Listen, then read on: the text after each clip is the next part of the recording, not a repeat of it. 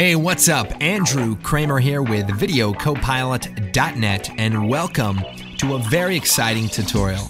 Today we're going to be taking a look at integrating some 3D animation with some live action footage. We're not using any 3D tracking or match moving. We're going to be using After Effects, and we got Sam Loya, so that's always a good thing. And when he's committing suicide, speculatively, that's also a plus. So let's take a look at the scene. We've got Sam up here on our 3D ledge. We've got the lens flare, and we've got some traffic, and wow. Now, don't worry, he's not going to kill himself because we didn't have the budget, but we did send him to the future. I assume the future is exactly the same. Only difference is there's more cars. Now, I will tell you this, that this video is actually a demo video that we sent to Bruce Willis when Sam Loya was trying out for The Fifth Element.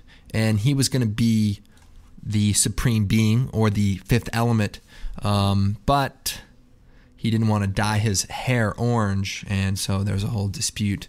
And the fact that he was not a woman was not that big of a deal, actually. All right, let's go and get started. This is going to be it's going to be great. So we have some footage of Sam on a green screen.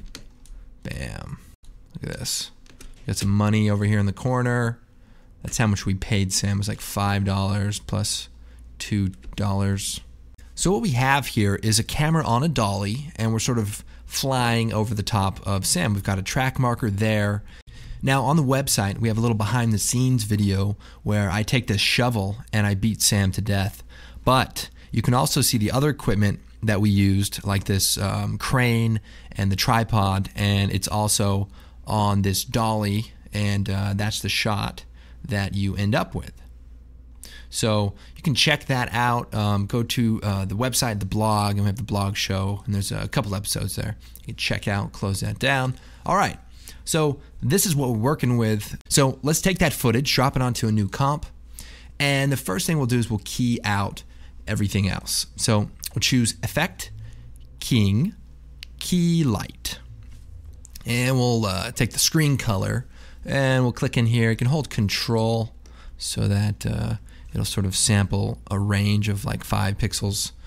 And let's see what we got here. It's a little messy. It's not perfect. We'll turn the screen gain up to maybe 110. And that gets rid of a lot of stuff. So that's actually pretty good. Now we are losing a bit of Sam here. He's kind of disappearing, which isn't necessarily a bad thing. But, you know, assuming this were like a talented actor, we'd want to fix that. So all right, try to focus here for just a minute. Me and Sam, we just had lunch, and I told him I wasn't going to say anything bad about him in the new tutorial. Well, he's not here, so we will say whatever we want. All right, screen matte. Now the first thing we'll do is we're going to change the replace method from soft color to source. I usually like to do my spill suppression manually if I need to, because sometimes it'll introduce some weird artifacts. Now I want to go ahead and bring the clip white amount down just a little bit. And you can see that reintroduces the opacity in the area where it was kind of going away. So we just kind of bring that down until that's filled in a little bit better. Now we might also turn up the clip black amount just to get rid of any residual. And if we change it from final result to screen matte, we can kind of see what that's doing. We're basically looking at the alpha channel, and by adjusting this value, you kind of can get rid of the gray area, and so that it's a solid matte. And go back to final result.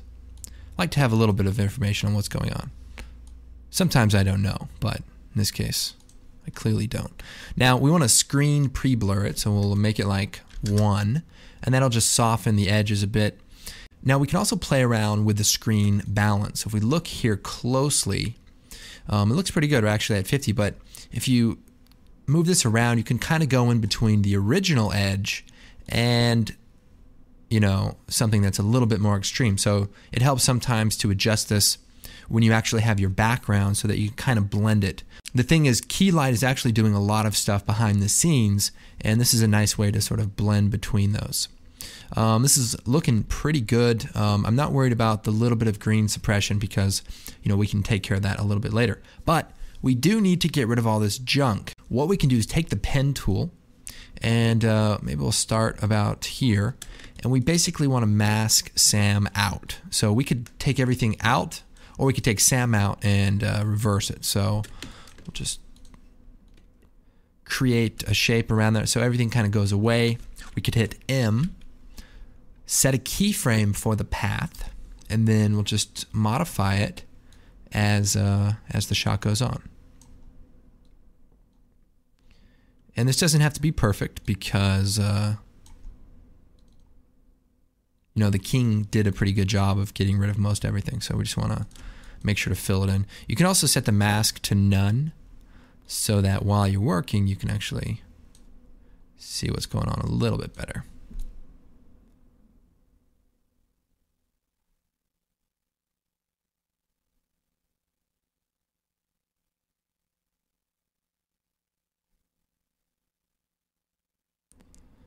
Okay, I think we're in good shape. We'll set that to add, and we'll go ahead and move on to the next few steps. So next I'm going to go ahead and create a null object. So we'll choose Layer, New, Null, and we'll leave it as 2D, and this is going to be our ground track.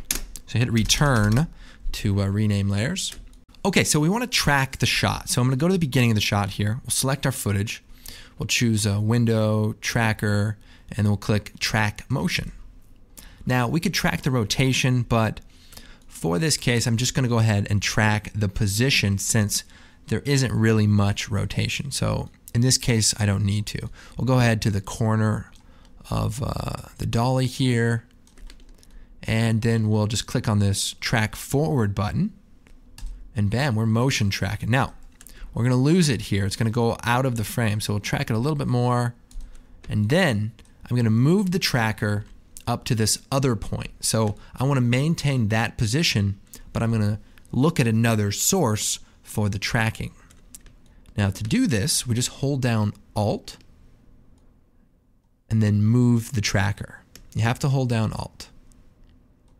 And then you can see the little plus, our actual track point is right there, even though we're going to be sampling from this point. So go back out and we'll track some more.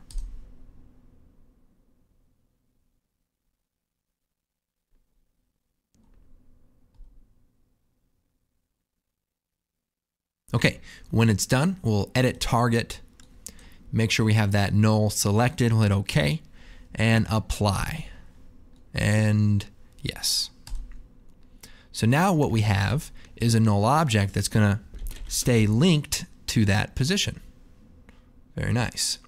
Now, what makes this technique work so well is that the dolly stays exactly the same distance away from the ground, or I should say the crane does. It's looking down and it's staying parallel with the floor. And what that allows us to do is cheat a 3D camera move. So let me show you how that works. What I'm going to do is hit F4. I'm going to make our ground track layer a 3D layer. And when I do that, nothing changes. It's just still right there on the floor. Then I'm going to create a new camera. Next, I'm going to get a glass of water because I'm thirsty. You can skip that step. Preset, we're going to use 24 millimeter, pretty close to what we shot with, and we'll hit OK. Now, I'm going to go to the beginning of the animation. Now, the next step is kind of important. What I want to do is parent my camera to the tracking data. But the tracking data is sort of backwards for a camera. So what I need to do is hit U. That brings up the position. Better yet, we'll just bring down all of the transform options. So I have position and I also have anchor point. So what I want to do is copy the position into the anchor point setting. So I'll select the name position. That selects all of our keyframes. We'll choose Edit, Copy, and then we'll just shut that off. Select anchor point, Edit, Paste. And I'm still at the 0 frame point. So now when I parent the camera to that ground track layer, we can actually see a camera that's moving properly in 3D space. Now to show you, I'm just going to bring out some 3D layers. So I have this concrete layer. We'll bring it out. We'll make it 3D. And because the position of the Z value is at 0, that's where Sam's feet are, because we tracked a point that was on the ground. And the ground is always going to stay at 0 in this particular case. So we'll move this right about there. We'll go ahead and mask off an edge for him to stand on. And let's go ahead and add a quick wall. So we'll bring this out, just kind of a picture of a wall, and we'll make it 3D. And I'm probably just going to move it right to the front here. And let's change it so that, line it up right about there. And let's move the anchor point with the pan behind tool up to the edge. And then we'll take the rotation tool and rotate on the x-axis, and we'll rotate it down like that. Let's go ahead, put this beneath the concrete layer. So now it's right in front of it. And maybe we'll duplicate it and we'll put it behind it. I don't know why. It's a really narrow building. But if we look at the shot now, we almost have this, 3D building. Let's see, I want to move this back a little bit. Move our wall back a bit. And I can probably scale it up too, just to give you a little bit more perspective. And you can see here that we have sort of a 3D looking scene. Now we want this to be even more impressive than just using 2D pictures, although this is a great solution, and we actually have a tutorial called 3D City on the website. And it's got a lot of great information about manipulating 2D pictures to create some pretty impressive looking buildings. So you could essentially do this entirely in After Effects. But I want to kind of show you the workflow and some of the other cool things that you can do. So this is the basic idea. Let's go and take it to the next level, literally, because it's going to be like 11 stories. All right, I'm just going to delete the concrete layer there. So we have a ground track. Now we have a very important element that's about to come in, and that is a matte painting of the ground of the city street down below. And the important thing here is that I want to composite the street in After Effects, but I want to create the 3D buildings in a 3D program. So the important reason why we do this now, and I bring this into my comp, is I want to position the matte painting in 3D space before I move into my 3D application so that I can build my buildings relative to the distance of the street. So I'm going to move this down, maybe scale it up a bit. Now if we look at the top view, we can see we have a camera right here, we have our ground layer, and we have our matte painting down here. So we have the camera, the ground, and the matte painting. So we could take the matte painting and maybe just move it down further, but either way, that's how far away the building's going to be. So we'll go back to the active camera, zoom in here a bit. We'll go and just use one for now.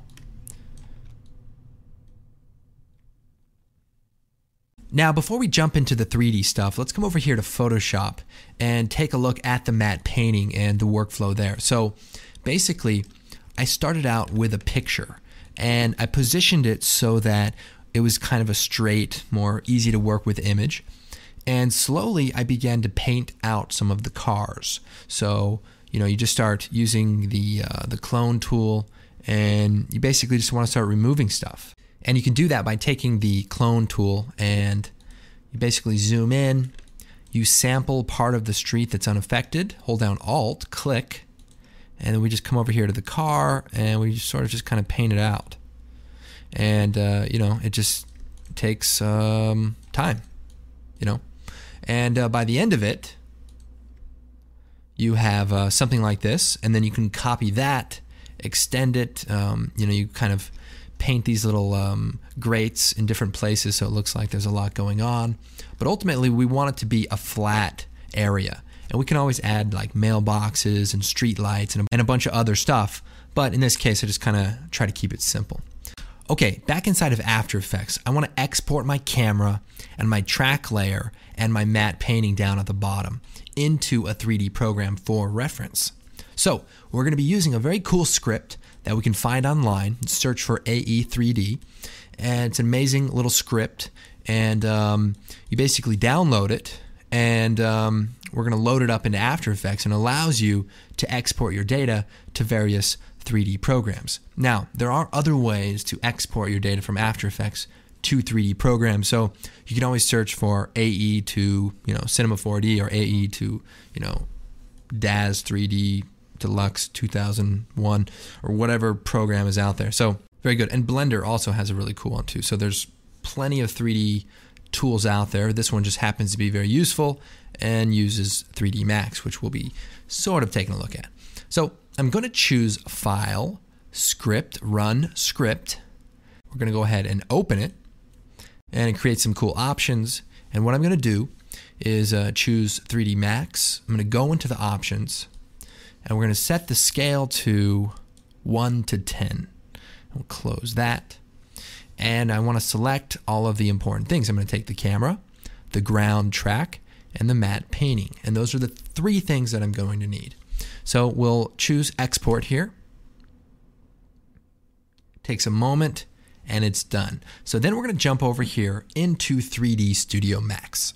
Okay, so I know there's a lot of 3D programs out there like Cinema 4D and Maya, and I really try to keep my 3D integration very generic so that you can apply it to other programs. So I know there's going to be some people saying that, oh, I use After Effects with Cinema 4D, or I use After Effects with Blender. So hopefully they're generic enough that you can find the information you need. And then obviously there's going to be someone that's saying, oh, I use 3D Max, but I use Combustion for compositing. Can you show me the After Effects stuff in Combustion? Absolutely. All right, let's go and get started. We're in 3D Max here, and I'm going to bring in that script that creates our camera and the null object. So we'll drop that in, and automatically we can see we have a camera, we have the null object that's at the ground plane where Sam is standing, and then we also have another null object that represents where the street level is. So our buildings need to go from the bottom of Sam's feet all the way down to the street level. Now, we could make a building, we could model a building, or we could buy a building, or we could make like we're buying a building.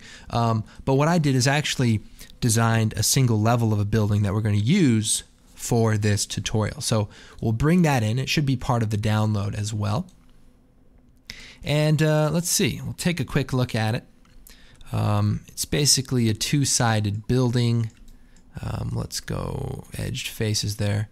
And you can see it's just, it's partial. But it should be everything that we need for this tutorial.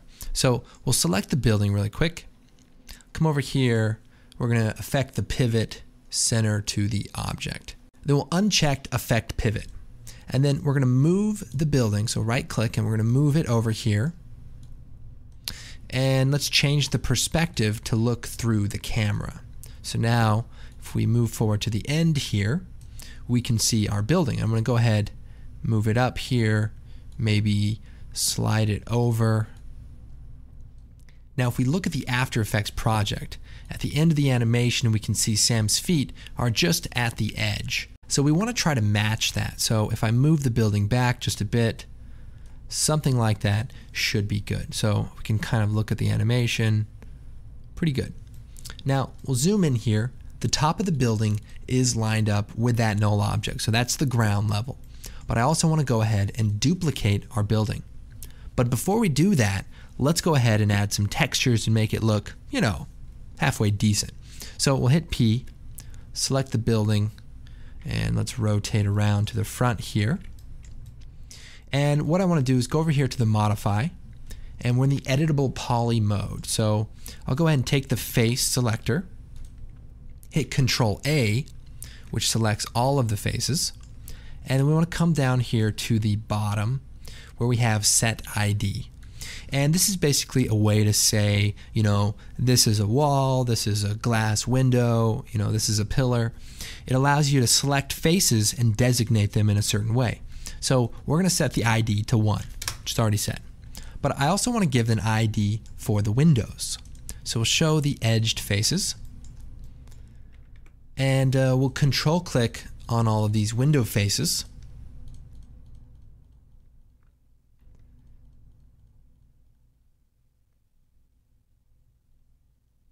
And we'll set the ID to 2. And you want to go ahead and do it for all of the windows. Now, the other thing we can do is select one window randomly and set the ID to 3. And what that's going to allow us to do is create a window that's illuminated as if, somebody's in there. So now that we've done that, we'll go ahead, we'll go out of the edged faces, Alt W here, and then I'll hit M, and then we bring up the material editor. Now, I also have a simple tiled texture that we can drop right onto the material, and then we can take that material and apply it to our building. So now it has a bit of a texture. Now, if I click on the standard type material, I can change it to a multi-sub-object material. Then we hit OK. We're going to keep the old material as a sub-material.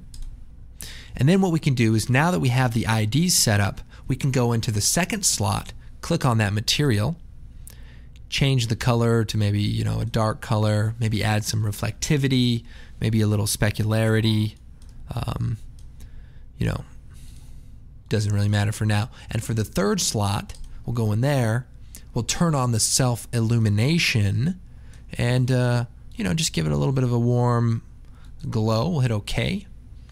We can close that. So now we can see we have something happening here. It's starting to look pretty good. So these are just the basic ideas, and you can take it to the next level and work on your building. So we'll go back to the camera, and I want to duplicate. By the way, I need to come out of the edit mode, and I want to duplicate the building. So if we hold down Shift, drag it down about right there, we're going to make a copy. Let's say we'll make 3 copies. We'll hit OK. So now the building goes all the way down, but does it line up with the bottom? It actually goes past it. Now, we could take this last building and delete it and maybe just have 3 stories, or we could take all of the buildings and scale them down. We'll move them so that they're right between the ground and the top. And then I'll go ahead and move the building back into place where Sam's feet are going to be standing. And we can cheat this some more. We could, we could scale the building, make it a little bit thicker, move it over about right there, something like that. Now the next thing we want to do is duplicate the building. So we'll hold down Shift again. We can slide it over, copy it. We can make a few more buildings this way, and we probably want to rotate them so that the finished sides are facing the camera. And then we can hold down Shift, duplicate it again. We could put 2 buildings together so it looks like one building, so that they don't all look exactly the same. Or we could delete the top off of one of the buildings so that we have some varied levels. Or you could be really clever and model a bunch of buildings, but that's crazy if you ask me. So this is looking pretty good. So we want to add a couple of lights. We'll come over here. We'll add a standard Omni light. Maybe move it around a bit. Maybe another one over here. Now we probably want to turn on the shadows, so we'll select the light. Turn on, let's see, shadows. We could do ray trace shadows for both of them. And that'll make nice, hard edge. Okay, so I've added a few more lights, some with shadows, some without shadows, and this should look pretty good. Now, we have an alpha channel built in, and I want to go ahead and render out the sequence. So we go to the render settings. We want to set the active range, 720p. We want to set a file output, probably a TIFF. We'll make it 16-bit, store the alpha channel, OK, and we'll click save. So we'll render that out, and we just click render right here. Now, by the way, we want to make sure that you have your renderer set up, and I probably should have mentioned this earlier, but you probably want to make sure that your renderer is set to mental ray instead of the default scanline, and the mental ray materials are all tied in. So then we'll render that out, and then we want to render another pass, an ambient occlusion pass. So to do that, hit M. We want to create a new material. So we'll click Standard. We're going to go to the mental ray material, and we're going to click on the surface, and we're going to add an ambient occlusion map. Now we need to turn the samples up to maybe 45, the spread to 1, and the max distance, we'll set that to 50, and then we'll play with that so that you can see what it's doing. Now I'm going to come over here to the processing, and we're going to change the material override. And we're going to basically say that I want all the materials to render using this one material. So if we then take a look, F9 will preview it without actually saving the frame.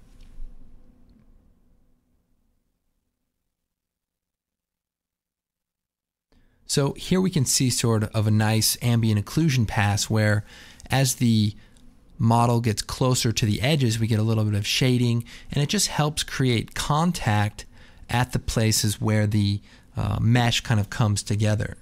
And another cool thing that it does is just creates kind of a soft lighting effect. So if we look at the beginning here, let's hit F9.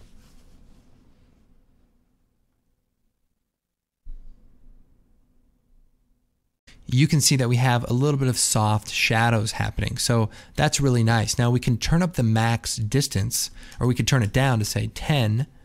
And if we preview that, F9, you can see that it's a lot tighter. You know, and sometimes that's all you need. Maybe you have other lighting going on and you just want a little bit of contact. That's a great way to do it. Or we could turn it up higher, maybe 150, and create, you know, a really soft result. Okay, so pretty cool. I'm probably just going to have it set to about, I don't know, 75, and that way it'll render nice and fast. So then we'll go back in here, set the file to be building _AO, ambient occlusion, and we'll save that out and re-render it again. So we have sort of two passes that we're going to be using. And by the way, for the ambient occlusion, you want to go ahead in your environment settings, make sure the background color is white, and then it will render out properly, and then when we use the certain transfer modes, we'll get the result that we're after. I think that's everything you need to know in 3D Studio Max, but wait, there's more. I also want to show people who use Cinema 4D how to get started in this same way.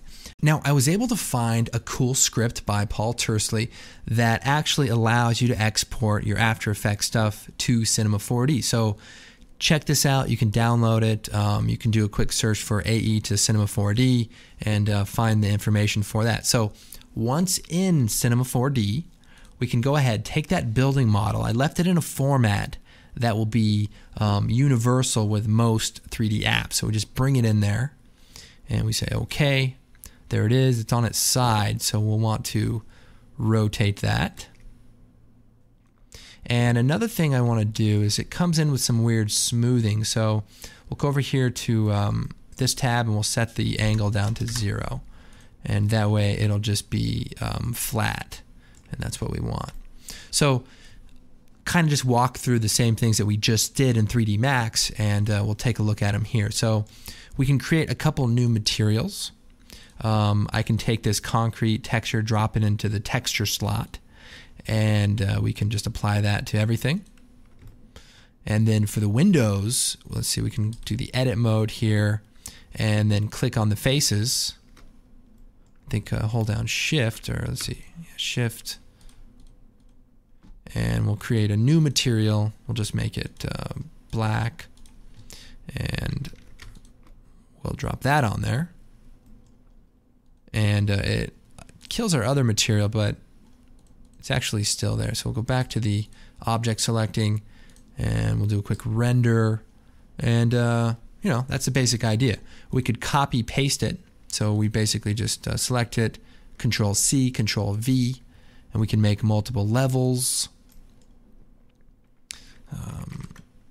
You know, just like in 3D Max, and you can turn on some of the windows with lighting. I think there's a really cool. Let's see, if you double click on the material, you can come down here to you know, glow or illuminance and create sort of a bright material. It's really cool. Now in the rendering side of it, we click on the rendered thing here. We want to add an ambient occlusion pass. We can set the rays to be maybe 50 and the samples from 10 to maybe 40. And that should render pretty quickly. Let's also add a quick light. So we'll just we'll bring that in. Maybe turn on the shadows. Let's see, we'll do shadow map. Let's move this over. And by the way, I've got my settings all set up like 3D Max, so like all my controls work very nice. And maybe we take this, we just create another building really quick. And we'll zoom in here. Now we've got that ambient occlusion on, and we'll just do a quick preview. And starting to look nice. I mean, just add a few more lights to kind of balance the scene out. But this definitely does a nice job of rendering. Now the other thing in the render settings, we'll go into the general, or the output I should say, and we'll do 1280 by 720. We'll make it 24 frames per second. And then there's some other multi-pass options you can set when you're actually rendering it out. So let's see, save. You can set this all up, include the alpha channel.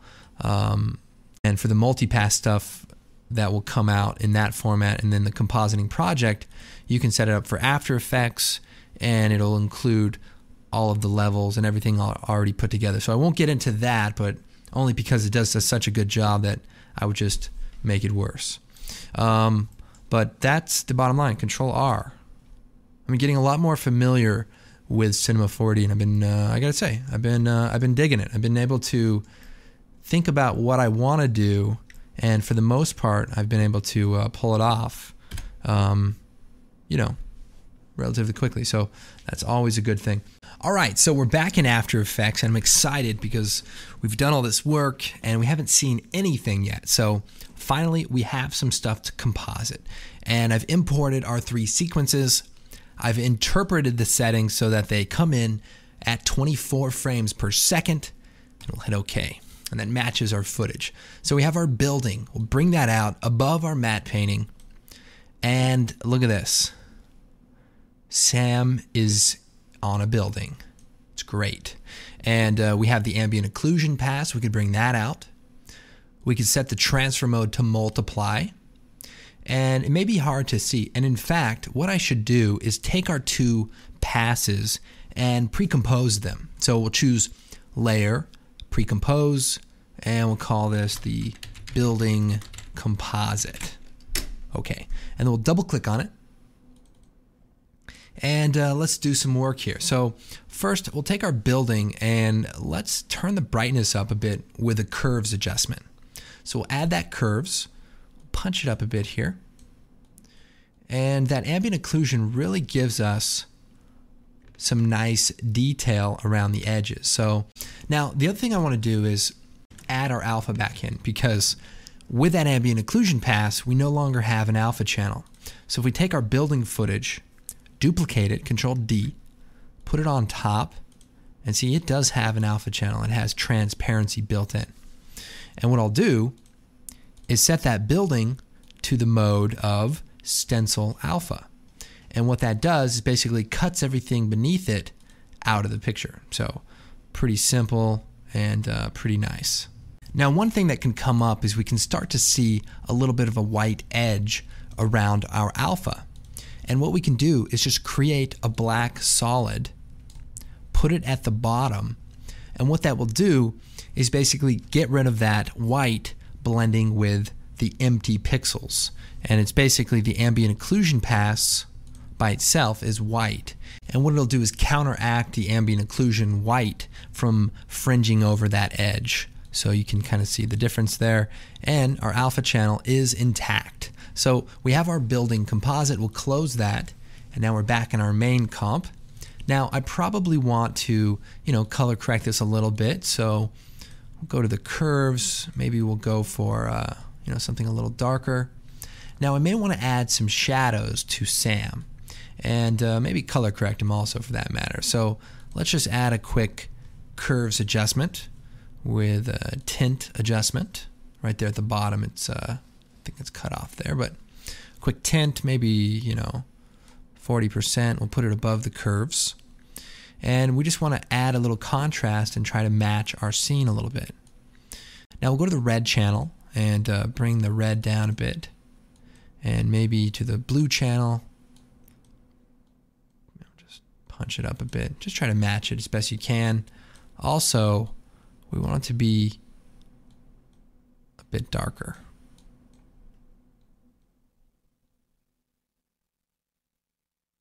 And obviously this is a bit stylistic, but you want to try to match your scene as best as possible.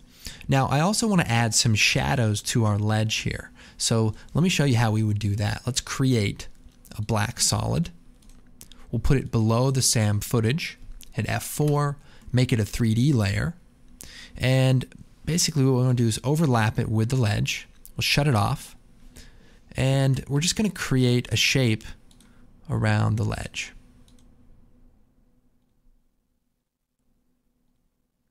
And then we're going to create our shadow. So the shadow would probably be something like this. And we'll hit M. Now we'll take that second mask and make it first. And basically, so we're adding the first part, and then we're going to subtract the second part, and then set it to invert. So that we just have that area where his shadow is. Now, we'll go ahead and feather that out a bit. Maybe change F4 the transfer mode to color burn, or maybe classic color burn, and then hit T and we'll just lower the opacity of that clip. So now we have something like this. Now we may need to adjust our mask a little bit, that second mask, and maybe give it like a 2 pixel feather. You can take a look at that here. Something like that. And remember, since we're not dealing with exact values, you may want to tweak that and maybe keyframe it or something like that so it stays lined up with that edge. But most of the work should already be done by our tracking data. So you can see we have a little shadow integrated. And another thing we may want to do is add a little bit of a glow to our windows. So we'll open up the building composite. Let's create an adjustment layer. We'll put it below the alpha, the stencil alpha that we added, and we'll add a quick stylize glow. And, it's a little bit bright. We can bring it down a touch. We can even change the color to the AB color down here. Maybe something a little warmer.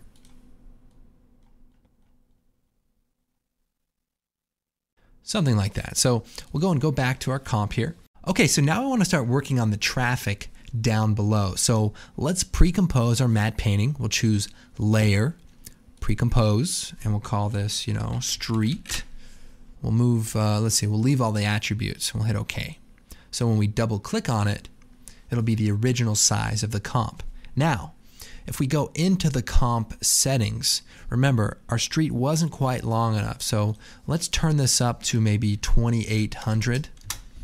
And let's see, we'll slide this over, we'll duplicate it, and we'll slide the copy over. Let's just make sure that that's long enough. And it's pretty close. We'll move it over there. I would say that's pretty close. This should work for now. So we'll go back into the street comp. Let's figure a way to blend these together. So we might, let's see, we'll put this on top. Something like that, and go back. Okay, so that looks pretty good, and we'll work on the color correction in just a moment, but let's jump back into the street comp, and I need to add some cars and some lights, and we just want to add some activity down there.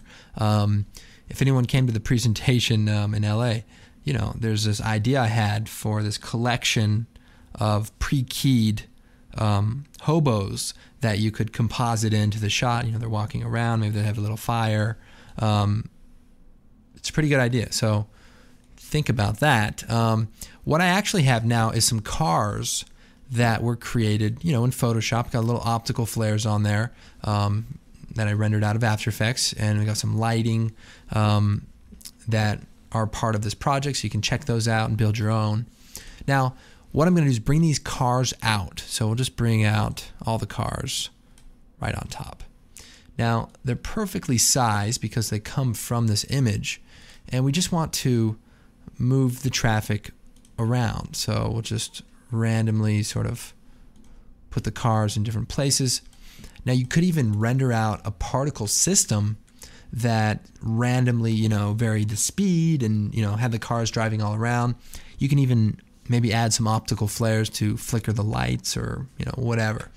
Now, what we're going to do is we're going to select the cars, hit Control D, and then we're going to move them over, and then we're going to hit Control D again and move those cars over.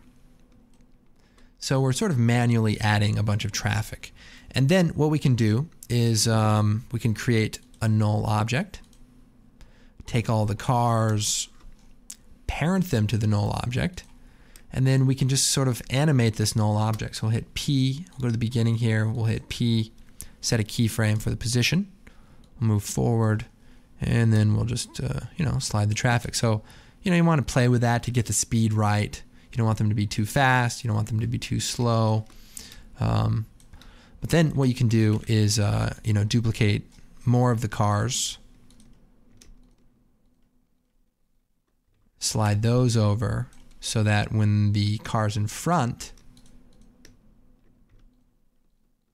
go off of the frame, there'll be more cars to follow.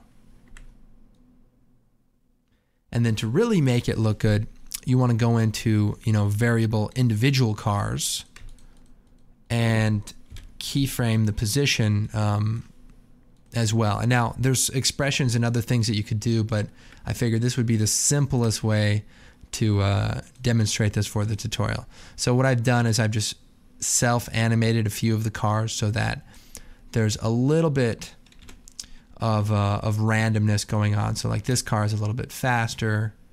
We'll keyframe the position so that it speeds up quicker than the other cars.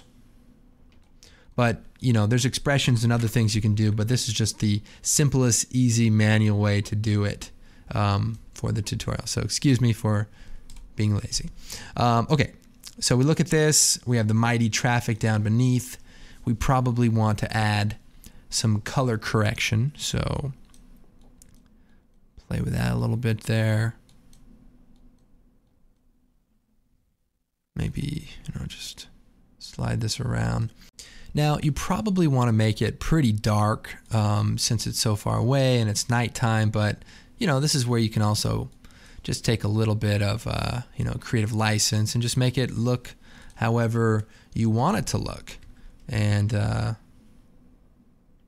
know, that's looking pretty good. Now, here's a step you don't have to do, but hey, if you want to add some lens flares, you know, you should. We're going to add a light, and we'll make it green. We'll hit OK, point light there.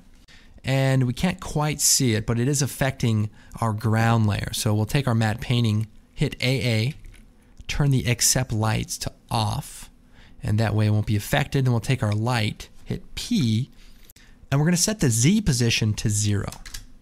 And that way, one, we can see it, but also it'll be in line with the top of the building. So maybe it's a light, a safety light on the outside of this building. We'll create a new solid.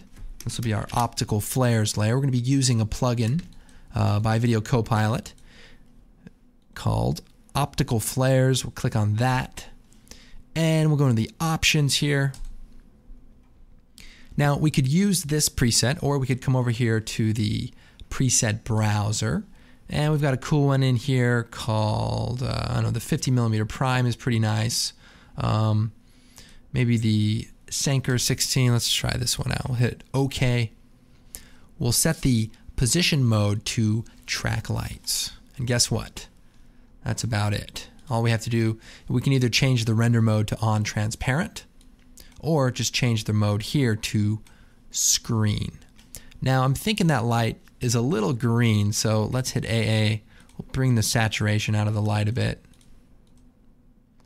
And you know, one thing that you can do that, you know, you don't have to do, but if we color correct our lens flare with a curves adjustment or something, we can give it a little bit more punch.